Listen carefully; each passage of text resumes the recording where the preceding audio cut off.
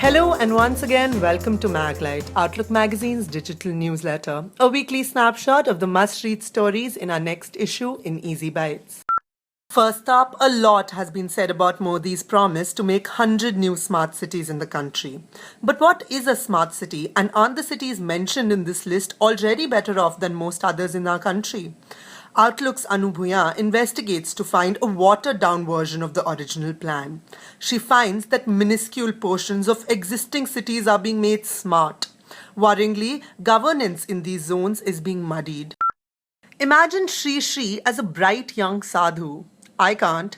Well, a senior journalist with BBC recalls how he was hounded to interview the now legendary Godman back in 2000. Even more interestingly, the lobbying was being done by the marketing department of a large media house. The media house continues to be generous to the guru. Get more such juice in Deep Throat. From so-called fake interviews to the government gunning for him, Vijay Mallya's travails continue. So who are the friends Mallya can now rely on? Arindam Mukherjee and Ajay Sukumaran serve up the powerful netas who have helped the liquor to aviation tycoon.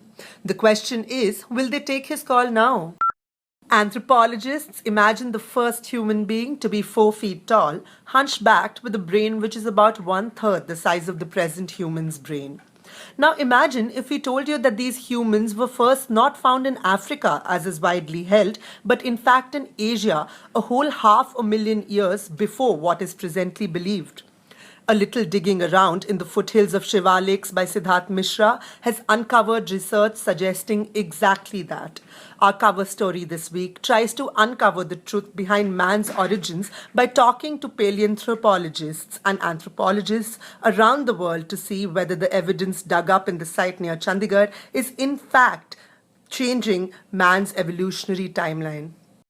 Finally, the issue of marital rape flared up recently thanks to Minister Menaka Gandhi saying penal provisions against it were not possible to implement in India.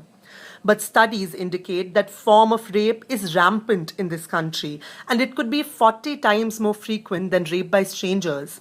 Bula Devi investigates and finds that the BJP government has backpedaled because of protecting family values. You can read these stories and a lot more in the latest issue of Outlook. Get your hard copy from the nearest newsstands or log on to outlookindia.com. Reach us on Facebook, Instagram or Twitter.